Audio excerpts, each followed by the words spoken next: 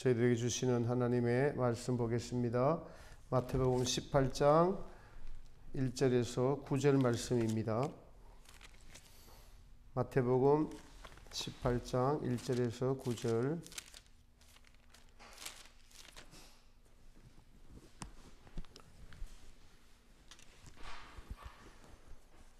제가 봉독해 올립니다. 그때 제자들이 예수님께 나와 가로되 천국에서 누가 크니이까? 예수님께서 한 어린아이를 불러 저희 가운데 세우시고 가라사대 진실로 너희에게 이르노니 너희가 돌이켜 어린아이들과 같이 되지 아니하면 결단코 천국에 들어가지 못하리라. 그러므로 누구든지 어린아이와 같이 자기를 낮추는 그이가 천국에서 큰 자니라. 또 누구든지 내 이름으로 이런 어린아이를 영접하면 곧 나를 영접함이니 누구든지 나를 믿는 이 소자 중 하나를 실족해 하면 차라리 연자의 뜰을 그 목에 달리우고 깊은 바다에 빠뜨리는 것이 나으니라. 실족해 하는 일들이 있음을 인하여 세상에 화가 있도다. 실족해 하는 일이 없을 수는 없으나 실족해 하는 그 사람에게는 화가 있도다. 만일 내 손이나 내 발이 너를 범죄케 하거든 찍어내버리라. 불구자나 절뚝발이로 영생에 들어가는 것이 두 손과 두 발을 가지고 영원한 불에 던지우는 것보다 나으니라. 만일 내 눈이 너를 범죄케 하거든 빼어내버리라. 한 눈으로 영생에 들어가는 것이 두 눈을 가지고 지옥불에 던지우는 것보다 나으니라. 아멘. 주님의 크신 은혜가 예수님 앞에 나온 사랑하는 우리 모든 가족들 위해 함께 하시기를 주님의 이름으로 축복합니다. 예수님을 바르게 알고 바르게 믿어야 한다는 것은 성도가 해야 하고 알아야 될 일 중에서 가장 중요한 일이다라고 할 수가 있겠습니다. 오늘날 많은 그리스도인들이 예수님을 믿고 있지만 바르게 알고 바르게 믿는 성도들은 많이 있지 않습니다. 또 더욱 오늘날은 시대적으로나 환경적으로 성경에 기록된 종말이 지금 눈앞에 다가오고 있음을 알 수 있는데 많은 분들이 지금이 종말이구나 하는 이 성경에 기록된 종말에 대해서 바르게 알고 해석하는 분들이 적어서 그리스도인들의 정체성이 흔들리고 믿음이 식어져 가고 불법에 져서 살아가는 성도들이 많이 있습니다. 이러한 의미에서 오늘 말씀을 통해서 우리가 지금 걷고 있는 이 길이 천국을 향한 바른 여정의 길인지 아님 오늘 본문에 나오는 제자들처럼 오해하고 있는지 우리 자신을 살펴보면서 주님이 오늘 이 시간 저희에게 주시는 이 말씀을 통해서 같이 은혜 받으시기를, 그래서 올바른 신앙, 올바른 가치, 올바른 길, 이것을 우리가 다시 한 번 더 점검하시는 귀한 시간 되시기를 바랍니다. 오늘의 본문의 제자들이 예수님께 이렇게 질문합니다. 주님, 천국에서는 누가 큽니까? 라고 질문을 합니다. 질문 자체가 잘못되었나요? 그렇지는 않습니다. 오늘날 성도님들은 천국에 대해서 관심이 있습니까? 별로 관심이 없습니다. 한국교회는 크게 칼빈주의라고 하는 장로교회와 나머지는 웨슬레이를 따르는 사실은 감리교, 성결교, 순복음, 구세군, 오순절 이쪽이 다 웨슬레 쪽의 교리를 따르고 있습니다. 이 두 교리 중 특별히 칼빈주의의 장로교는 예정론에 의해서 나는 구원이 예정되었다 믿으면은 예정이 되고, 그리고 전적인 타락에서 하나님의 은혜로 구원이 예정되었다라고 하고, 견인교리라고 하나님의 은혜가 우리를 이끌어 천국으로 이끌어 간다, 주님의 은혜로 우리를 천국으로 이끄신다. 이것의 가장 큰 예정론의 가장 큰 장점은 인간의 전적 부패를 깨닫게 하는 것과 또한 하나님의 사랑과 예수님의 십자가 보혈의 은혜로 구원을 얻는다는 것에 방점을 두고 있지만은 잘못된 애정론은 칼빈은 하나님 관점에서의 애정론인데, 이것을 우리 인간이 믿는 성도들이 나는 애정되었다라고 하면은 무엇이 문제가 되느냐 하면은, 애정되면은 구원을 따놓은 당상처럼 여겨지기 때문에 천국에 대해서 관심이 없고 생명에 대해서 관심이 없고, 그래서 땅의 것을 복으로 받을 수밖에 없는 인간의 그 연약함들이 이 교리의 맹점이다라고 할 수가 있겠습니다.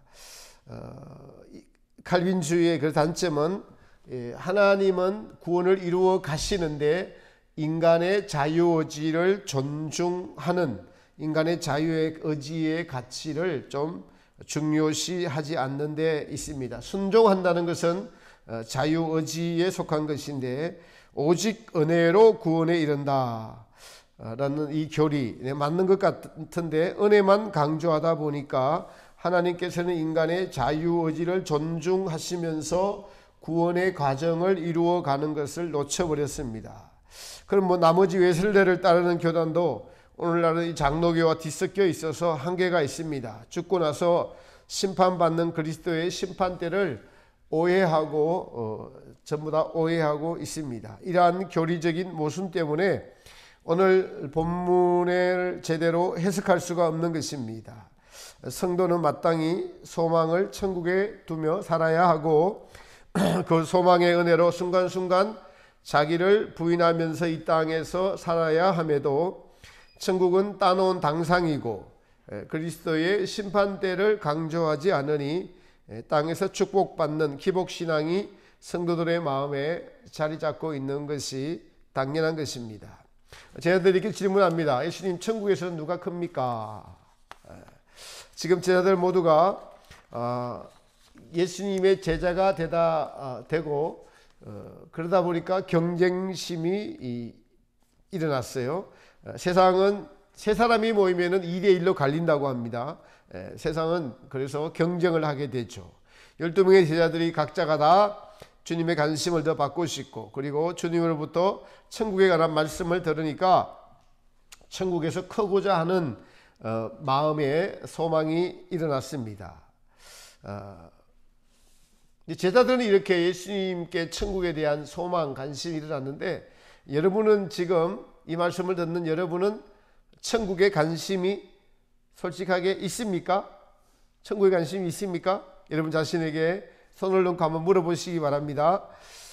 관심이 제자들만큼 있나요, 여러분? 여러분도 천국은 따놓은 당상이라고 생각한다면 그 잘못된 교리에 젖어 있는 것입니다. 이러한 제자들의 질문에 예수님께서 이렇게 대답하십니다. 어린아이 하나를 불러다가 저희 가운데 세우시고 가라사대 진실로 너에게 이르노니 너희가 돌이켜라는 말이 중요하죠. 어린아이들과 같이 되지 아니하면 결단코 천국에 들어가지 못하리라. 그래서 오늘 설교 제목이 예수님이 가르쳐 주신 올바른 구원론입니다. 주님은 제자들의 질문에 대해서 천국에 가서 누가 큰 것에 대해서 주목하는 것보다 천국에는 어린아이들과 같이 되어야 들어간다.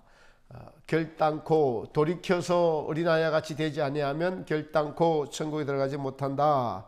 주님이 천국에 들어가는 조건을 이렇게 지금 구원론에 대해서 말씀하셨습니다. 이 결단코라는 말씀은 칼빈의 교리나 웨슬레의 교리보다 앞선 우리의 구원주이신 주님의 말씀입니다.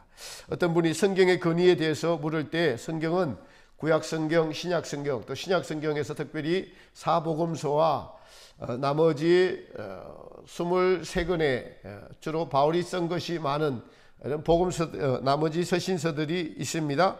그 근위를 놓고 이야기하자면은 당연히 예수님의 말씀이, 예수님이 생애를 기록한 말씀인 복음서가 앞서는 것이죠. 칼빈의 이 칭의 교리는 사실 바울로부터 온 것이라고 할 수가 있습니다. 칭의 교리가 잘못된 것은 아니지만 예수님의 말씀이 이 칭의 교리보다 우위에 있다는 것이죠. 어렵다 칭함을 받았기에 구원을 얻었다라는 이 교리는 예수님의 이 말씀에 비춰보면 잘못된 것이죠. 바울이 우리는 의롭다 칭함을 받았기에 절대로 구원을 얻었습니다 라고 기록한 성경 말씀은 없습니다. 예수님은 결단코 어린아이와 같이 되지 않으면 천국에 못 들어간다는 이 말씀은 하셨어요. 단호하게 말씀하셨죠. 어린아이와 같이 되지 않으면 결단코 천국에 들어가지 못한다는 주님의 말씀은 어떤 뜻입니까? 그것은 우리의 마음이 어린아이와 같이 된다라는 이 말씀은 쏙과 같이 하나가 되는 인간을 의미합니다. 하나님이 창조하신 이 세계 우주 만물, 그런데 아담이 타락하기 전에는 쏙과 같이 하나였습니다. 그런데 선악과를 따먹고 나니까 죄가 마음에 들어오고 그 죄는 아담과 하의 내면을 감추는, 하나님과 아담과 하 사이에 거리가 생겼어요. 그러니까 죄가 생겨버렸습니다. 거리가 생겼습니다. 그래서 아담이 범죄하고 나니까 하나님 앞에 부끄러움을 느꼈어요. 그래서 큰 나무 밑으로 피한 것이죠. 여러분, 사람들 앞에서 부끄러움을 느끼면은 그 사람 보고 싶지 않고 피하고 싶죠. 누가 어떤 그 사람 앞에 잘못한 일이 있으면 나타나고 싶지 않습니다. 그 사람이 나타나는 것도 원하지 않아요. 그래서 피하게 됩니다. 죄 때문에 그런 것이죠. 하나님의 낯을 피해서 큰 나무 밑으로 몸을 숨겼어요. 죄에 대해서 부끄러움을 느낀 거죠. 사람들도 이렇게 죄를 감추려고 합니다. 숨기려고 합니다. 우리도 내면의 속마음을 들키지 않으려고 무진 애를 쓰죠. 저는 사람의 속마음을 내면이라고 하고 얼굴 표정이나 겉으로 드러나는 행동을 외면이라고 합니다. 죄가 들어와서 내면과 외면이 생겨버렸어요. 그러니까 그 전에 죄가 들어오기 전에는 쏙과 같이 어린아이와 같이 하나였었습니다. 그래서 성경은 하나님은 사람의 외모, 겉으로 드러나는 것들을 외면을 보시는 것이 아니라 그 사람의 마음의 중심을 보신다고 말씀하고 있습니다. 이 내면과 외면은 여러분 매우 중요합니다. 우리는 태어나 보니까 사람들이 이렇게 살고 있으니 나도 이렇게 사는 것이 그냥 당연하고 마땅하구나 라고 생각하죠. 근데 주님은 너희가 천국에 들어가려면은 너희의 쏙과 같이 언행일치가 되어야 된다라고 지금 말씀하고 계시는 것입니다. 사실은 이게 간단합니다. 어린아이 같이 된다는 것은 쏙과 같이 그냥 같으면 돼요. 내면과 외면이 같은 인간, 쏙과 같이 같은 하나가 되는 인간. 그런데 이렇게 살면은 세상에서는 바보 취급 받죠? 네, 세상에서 바보 취급 받습니다. 뒤집어 이야기하면은 세상에서 바보 취급 받아야 우리는 천국에 들어갈 수 있는 그런 마음의 상태가 된다는 것입니다. 어린아이와 같이 된다는 것은 두 가지 측면이 있어요. 먼저는 어린아이는 부모님께 모든 것을 맡깁니다. 우리도 하나님께 모든 것을 맡겨야 됩니다. 하나님을 의지한다는 것이죠. 어린아이는 부모님께 맡기고 또 부모님의 말씀에 순종하죠. 우리가 하나님을 믿는다는 것은 모든 것을 하나님께 맡긴다는 의미가 있습니다. 하나님께 맡긴다는 것은 하나님이 우리의 인생의 주관자, 그리고 우리 인생을 보호하시고 살피시고 우리를 인도하셔서 천국으로 데리고 가시는 창조주 하나님, 좋으신 하나님, 우리를 사랑하시는 하나님, 보호해 주시는 하나님, 우리를 치료해 주시는 하나님. 그래서 사실 맡기면은 걱정이나 염려가 없습니다. 불안도 두려움도 없죠. 하나님의 창조주 되심을 조금 더 의심하지 않습니다. 우리를 사랑하심을 조금 더 의심하지 않는 것을 의미합니다. 그런데 아이들이 처음에 보면은 부모가 눈에 없으면은 불안해하죠. 눈에 안 보이면은 불안해합니다. 우리의 믿음도 마찬가지예요.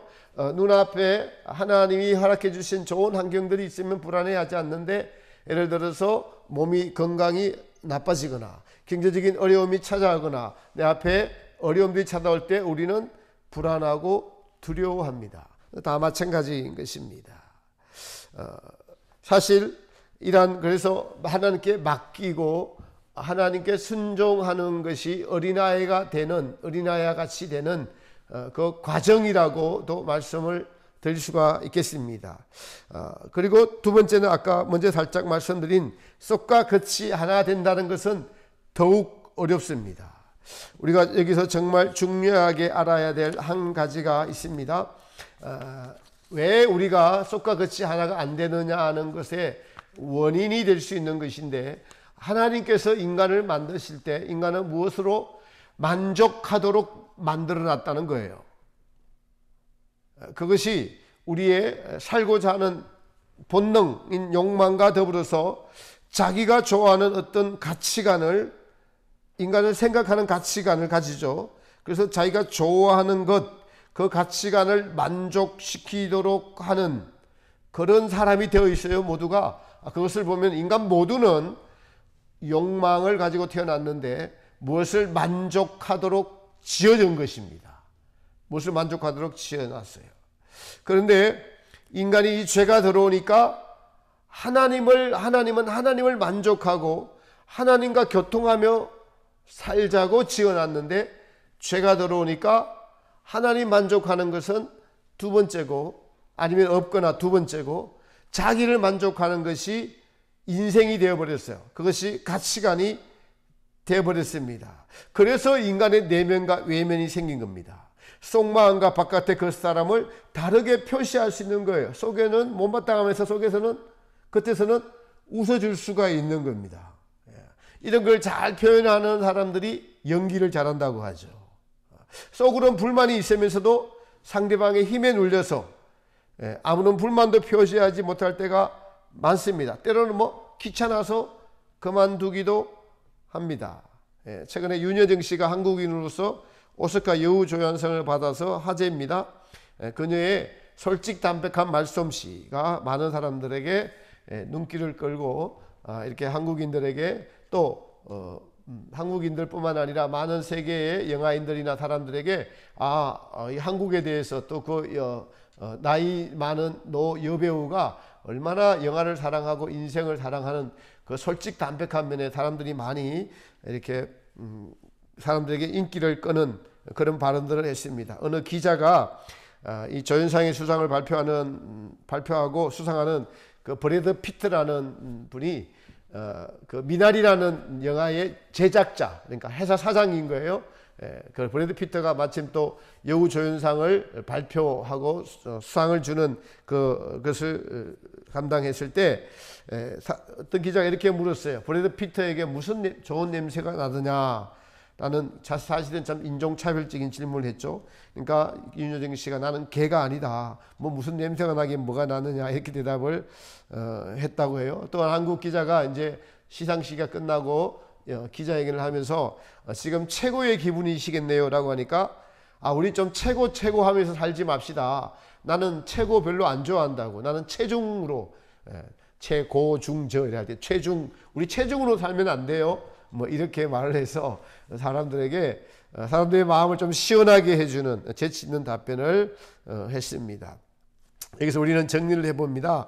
어린아이와 같이 된다는 것은 하나님께 모든 것을 맡기는 것이고 우리의 내면과 외면이 하나 되는 것을 의미합니다. 그렇다면은 무엇으로 내면과 외면이 쏙과 같이 무엇으로 하나가 되어야 하죠? 이것은 인간의 마음이 자기 만족이라는 것으로 가득 차 있는 죄악이 들어왔기 때문에 대단히 어렵습니다. 그래서 다음 구절들을 보면 이해가 됩니다. 6절을 우리 같이 한번 읽을까요? 6절 시작. 누구든지 나를 믿는 이 소자 중 하나를 실족해 하면 차라리 연자 맷돌을 그 목에 달리우고 깊은 바다에 빠뜨리는 것이 나으니라. 아멘. 소자를 실족해 하는 것이 무엇이죠? 어린 아이들이 실족하지요. 그것은 부모들이 어른들이 쏙과 같이 다른 행동을 하기 때문에 실족하는 겁니다. 많은 목회자들의 자녀들이 실족하는 이유가 무엇이죠? 네, 목사님이 설교하는 것이 그가 사는 삶이 너무나 다르기 때문에 저렇게 거짓말하는 사람이 목사라니, 저렇게 하면 하나님이 안 계시지. 하나님에 대해서 아빠 목사 때문에 실망하는 것이, 그래서 하나님 없어라고 그 마음에 하는 것이 여러분 실족입니다. 또 그리스도인들이 세상에서 주님의 말씀처럼 빛과 소금의 역할을 감당하지 못하니 안 믿는 사람들을 실족시키죠. 실족게 하는 일들 때문에 세상에 화가 있도다. 세상에 심판이 있다는 겁니다. 반드시 심판이 있다는 것이죠. 그런데 주님은 타락한 우리의 실상을 아시기 때문에 이렇게 말씀하십니다. 실족게 하는 일이 없을 수는 없다. 없을 수는 없지만 그래도 실족게 하는 이는 화가 있다. 실족게 하는 일이 없을 수는 없으나 무슨 말씀의 뜻이죠? 인간의 죄 때문에 썩과 같이 달라져 있는 일들 때문에 많은 이들이 이웃을 실족게 한다는 것입니다. 너희가 이럴 수밖에 없는 존재다. 그럼에도 실족게 하면은 반드시 화가 있다. 이렇게 심판이 있다는 말씀입니다. 실족게 하는 일들이 바로 다음 구절에서 예수님께서 이렇게 풀어서 설명을 합니다. 실족게 하는 일들을 하는 자들은 내 손이나 발이 너를 범죄케 하거든 찍어내버리라. 불구저나 절뚝발이로 영생에 들어가는 것이 두 손과 두 발을 가지고 영원한 불에 던지우는 것보다 나으니라. 만일 내 눈이 너를 범죄케 하거든 빼어내버리라. 한 눈으로 영생에 들어가는 것이 두 눈을 가지고 지옥불에 던지우는 것보다 나으리라. 여러분, 손이나 발이 범죄케 하거든, 예를 들어서 손으로 도둑질, 세상에 세금을 안 낸 것도 도둑질이죠. 손으로 이웃을 때린 것, 아내를 때린 것, 남을 손가락질한 것, 발로 가지 않을 때 간 것, 발로 남을 찬 것, 어떻게 하라고요? 손을 찍어내버리라. 발을 찍어버리라. 눈을 빼버리라. 이러한 죄에 대해서 피 흘리기까지 싸우라는 말씀입니다. 그렇게 하지 않을 경우에는 썩과 내면과 끝이 하나 안 된다. 썩과 끝이 하나 되려면 반드시 이 각오를 가지고 피 흘리는 싸움을 해야만 너희가 썩과 끝이 하나가 될 수 있는, 우리가 말하는 영성이 이겁니다. 예수님을 닮은 영성이 그냥 주어지는 것이 아니라, 기도 많이 해야 된다고 오래 믿었다고 주어지는 것이 아니라, 내 안에 있는 진리의 말씀을 지키기 위해서 피 흘리게 싸울 때 썩과 끝이 하나 되는 것이고 행동으로 나타나고 열매를 맺게 되는 것이죠. 썩과 끝이 하나 되지 않으면 이웃을 실족시키고, 너도 구원에 이르지 못하고 이웃도 구원 얻을 이웃을 구원에서 멀어지게 하는 죄를 범하는 것이다. 썩과 끝이 하나 된다는 것은 무엇으로 하나 되는 것을 말합니까? 여러분, 이것은 진리로 하나 되는 것을 의미합니다. 예수님의 말씀으로, 예수님이 우리에게 말씀하신 죄를 짓지 말아라, 죄를 짓지 말아라고 하신 그 말씀, 요한복음 8장에 보면은 가늠한 여인이 주님께, 가늠하다 현장에서 잡힌 여인이 주님께 잡혀왔을 때 예수님께서는 다른 사람들을 다 물리치십니다. 아무도 정죄할 자가 없다라고 선포하시고, 실제로 정죄할 사람이 없습니다. 그 여인에게 다시는 가서 죄를 범치 말라, 이렇게 말씀을 하십니다. 또 어떤 일을 고쳐주시고는 다시는 더 심한 것이 생기지 않도록 죄를 범치 말라라고 하십니다.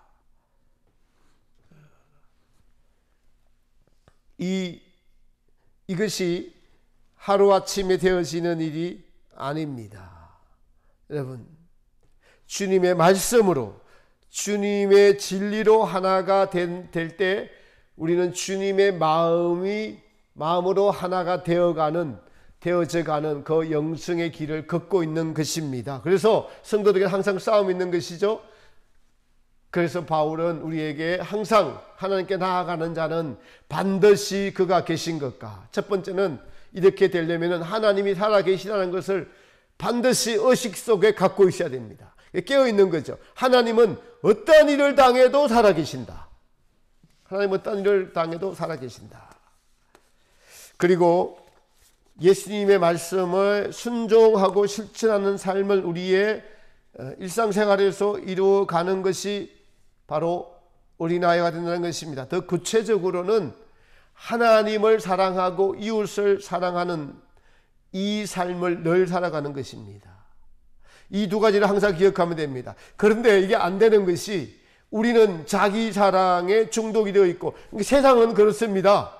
자기 사랑하는 것이, 그리고 자기 마음대로 하는 것이, 썩과 겉을 감추는 것이 마땅합니다. 드라마를 봐도 그렇고, 무엇을 봐도 그렇고, 누구를 봐도 그렇고, 썩하고 겉하고 뭐 다르게 살 수 있는 것이 인간인데, 근데 그거를 여러분 인정하면 안 돼요. 그건 진리가 아니고 비진리입니다. 진리는 우리의 썩과 겉이 하나 되는 것이 진리, 내 안에서 진리가 진리되어져 가는 우리의 삶입니다. 자기 사랑에 중독이 되어 있기 때문에 이것을 실천하기가 매우 어려운 우리의 이 죄악성이 되어버렸습니다. 자기 사랑이 가치가, 인생의 가치가 되어서 그렇게 살아가면서 양심의 가책이 없어지면은 그 삶은 반드시 이웃을 실족시키고, 그리고 그리스도의 심판대에 이르러서는 엄히 심판을 받을 것입니다. 주님께서는 썩과 겉이 다른 죄에 대해서 이렇게 엄하게 책망하시죠. 그 이유는 죄는 하나님에게 대적하기 때문에 그렇습니다. 이 죄는 놔두면은 자기만 타락할 뿐 아니라 주변까지 오염시킵니다. 그래서 이웃을 실족시킵니다. 여러분, 이웃을 실족시킨 적 없으신가요? 내가 교회 다니는 것을 그래서 감춘 적은 없는지요? 우리는 한편으로는 천국이 막연한 것이 아닌 것을 주님의 말씀을 통해서 알 수가 있습니다. 천국은 썩과 겉이 같구나. 이 썩과 겉이 진리로 하나가 되어야 천국에 들어가는구나. 썩과 겉이 진리로 하나가 된다는 것은 어떤 의미인가요? 여러분, 제가 정말 안타깝게도 이 말씀을 제가 깨달아 안 것은 왜 알았냐면 스웨덴보르그 때문에 알게 되었습니다. 스웨덴의 놀라운 이 철학자고 가학자고 의학자고, 제가 보니까 솔로몬 이후로 하나님께서 가장 뛰어난 이런 지성을 주신 분이 스웨덴보르그인데, 그렇게 이제 인생 마지막에 20년은 그러니까 스웨덴이 20살 때부터 20년 인생을 나누는데, 20년은 과학을 먼저 하고, 그 다음에 20년에는 철학 쪽을 먼저 하고, 나머지 20년은 그 지식을 바탕으로 하나님이 영계에 20년 동안 자유롭게 출입시켰어요. 그래서 제가 이 스웨덴보르그의 천국과 지옥의 책을 보고 이것을 깨달아 알게 되었는데, 우리가 죽고 나서 영계에 들어가면은 이 땅에서는 썩과 겉이 다른 것이 가능한데, 영체가 되면은 그것이 가능하지가 않대요. 진짜 속마음에서 하고 싶은 것을 아무런 양심의 가리낌 없이 그대로 그냥 하게 된다는 겁니다. 그대로 하게 된다는 거예요. 예를 들어 뭐 이런 거라는 거죠. 영계에 갔는데 저 맞은편에서 어떤 여자가 갑자기 스웨덴보르가 느끼는 겁니다. 음심을 품고 스웨덴보르가 확 달라들더라는 거예요. 근데 이제 예를 들어서 스웨덴보르가 음심이 있었으면은 둘이 그냥 아무런 것 없이 거기서 육체의 만족을 즐기는 건데, 스웨덴보르그는 이러면 안 되지라고 속마음이 그렇게 이야기하니까 순식간에 피하게 됐다는 겁니다. 이렇듯이 여러분, 그러나 이 세상에서도 지금은 사람들의 눈을 피해서 하지만은 이제 세상이 악해지니까 어떻게 해요? 다른 사람 눈 의식하지 않고 마음껏 범죄해 가는 것은 사람이 악해져, 악으로 하나 되어져 가는 겁니다. 이렇게 두 부류로 갈라지는 거예요. 악으로 하나 되어져 가서 악으로 가득 익으면 천국에 들어가고, 지옥에 들어가고, 예수님을 믿는 사람들은 속에 있는 악들이 자꾸 빠져나가면서 선하게 되어서 천국으로 가게 되는 것이 스웨덴보르가 본 영계의 중간 영역에서 이루어지는 일들이라는 것입니다.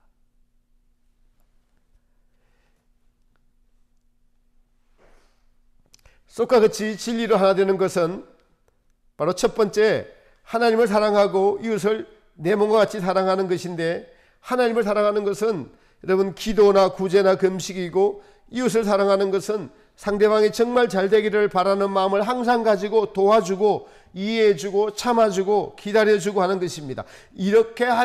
거꾸로 이렇게 할 수 있다면은 그 마음이 무슨 마음일까요? 그 마음이 천국입니다. 실제로 천국에 들어갈 준비가 다 된 사람이라고 할 수 있습니다. 믿으면은 바로 천국이라는 말은 주님의 오늘 말씀과 배치되는 잘못된 구원관임을 우리는 반드시 알아야 됩니다. 우리가 쏙과 끝이 다른 행동을 할 때마다 그것은 죄입니다. 주님은 우리에게 양심을 주셔서 그것을 죄라고 알려주십니다. 그런데 그것을 무시하면은 그것이 굳어져 버리면은 양심이 작동을 안 하게 됩니다. 그런 상태로서 영계의 그리스도의 심판대 앞에 가서 주님, 저는 주님을 믿었어요. 천국에 보내주세요. 나는 믿으면 천국이라고 예정론에서 듣고 왔는데요. 네, 그렇게 해서 천국에 못 들어갑니다. 주님부터 무슨 책망을 들을까요? 오늘 말씀을 피실 것입니다. 내 실족해 하는 일들을 보여주실 것이에요. 그래서 눈을 빼는, 손발을 찍어버리는 그러한 심판의 고통을 반드시 당하고 천국을 들어갈 수 있게 하실 것입니다.